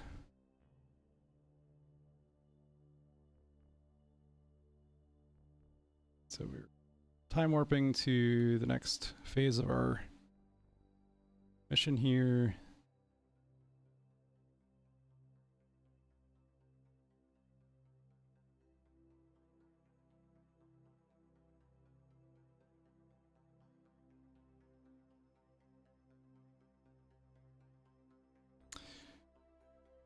Yep, and we can pretend they're watching all the reruns of Lost in Space and Star Trek, but only Star Trek Enterprise because that's what's on board.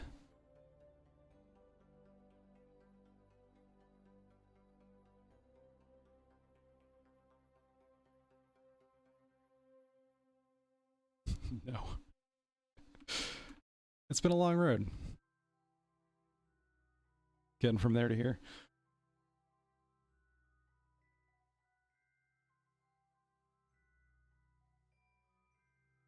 Speaking of Humble Bundle being bad now, I just decided to look at what they were offering. One of them is titled Complete Learn to Code Get Bundle.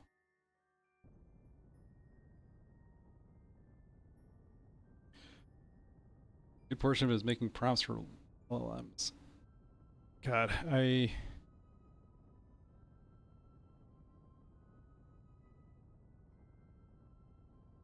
I will admit that I use LLMs for coding a lot. My undergraduate degree is in computer science, but there are definitely times that I just don't want to do the brain work of coding something. But like, yeah,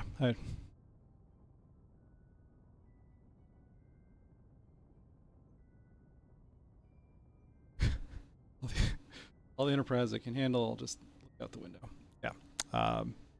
I Star Trek Enterprise was actually I want to say my favorite game, or my favorite. It was the first show that I watched in its entirety from its air date. Uh, it holds a special place in my heart.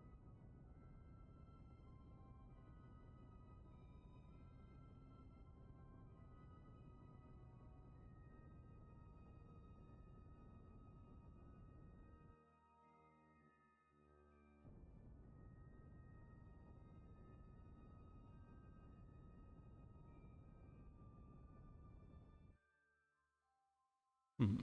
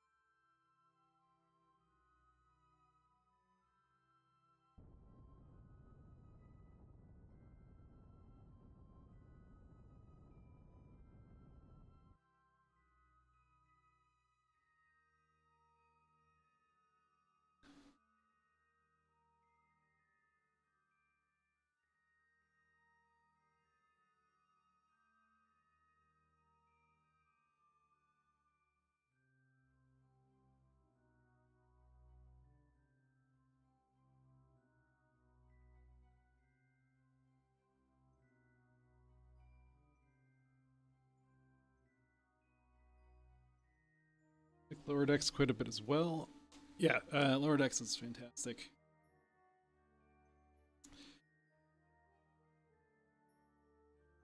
Obviously, I watch a lot of Next Generation. And I watched DS9 for the first time, like, in its entirety recently. Sorry, we're having, I'm not getting the encounter that I'm looking for. Apologize. Hopefully we can at least get an encounter and get down to the surface in the next 10 minutes. I will do my darndest.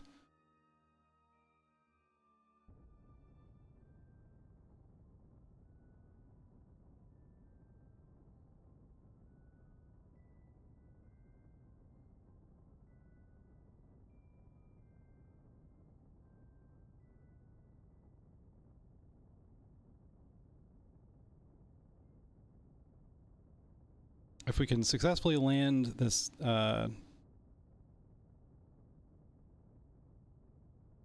this lander,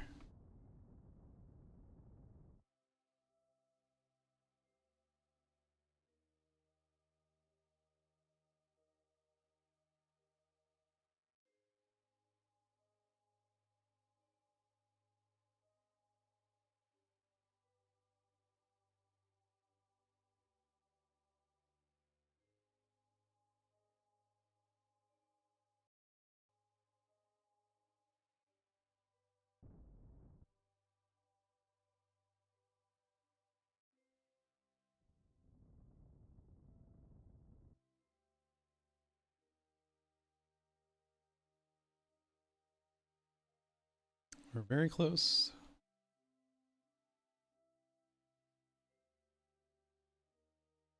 Yeah, the first season of TNG is a bit of a slog. I'd say probably also has some of the more problematic episodes in it. And you know the Lycra onesies don't really help.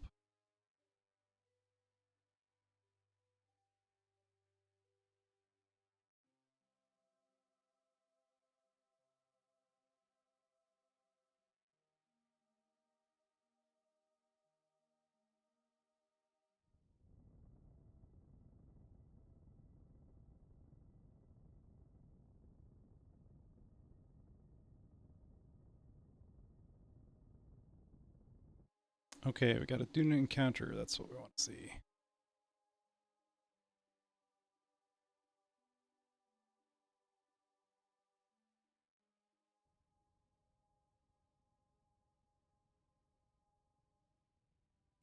Lycra onesies is the best part of space.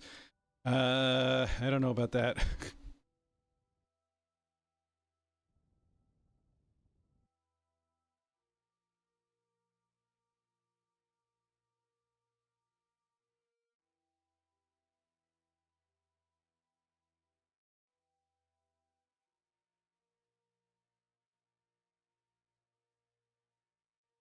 Right. Slow down for a nice little capturing orbit.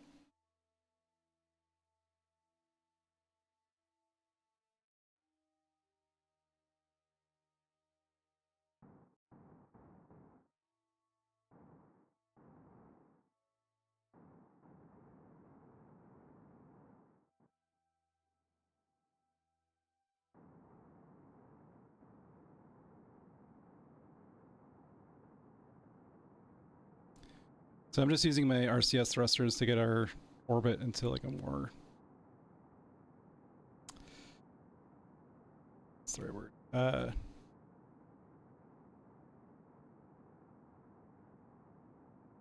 Yeah, I think we're gonna run out of time, guys. I'm really sorry that I took so long to everything going.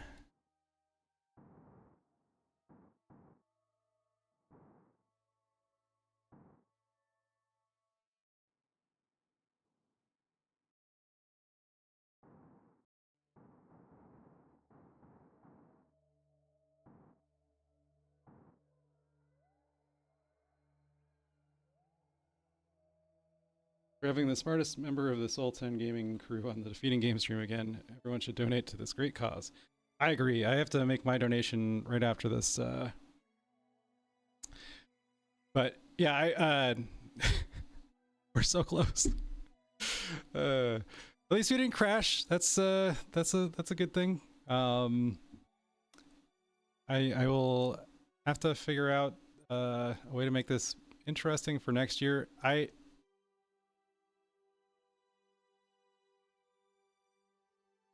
Thanks for the hype, Constable Potato. So yeah, let's just circularize our orbit, and then we can call it a day.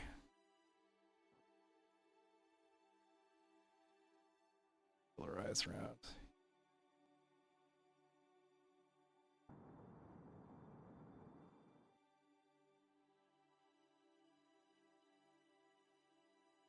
Right over to Artemage, who believe is playing Castlevania 3, Dracula's Curse.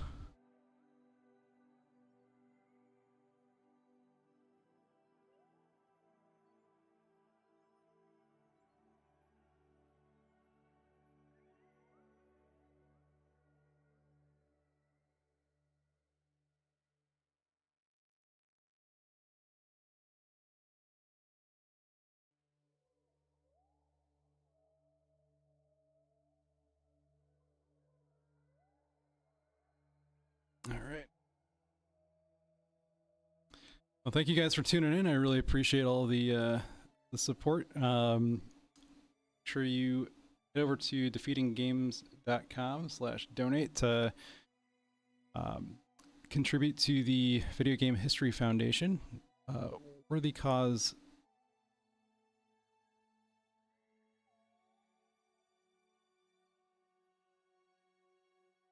And next year, if I'm back, I will also hopefully have a bouncing baby girl with me. So stay tuned for that.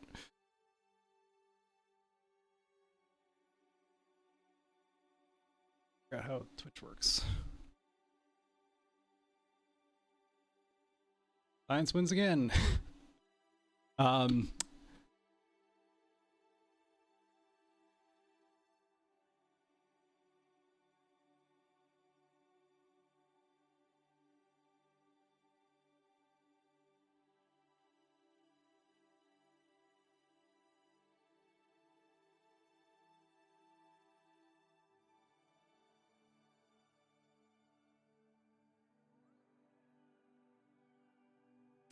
Okay, so I guess we are going to be raiding over to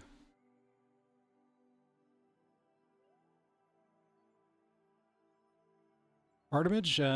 Artemage, I guess we'll see you in a little bit.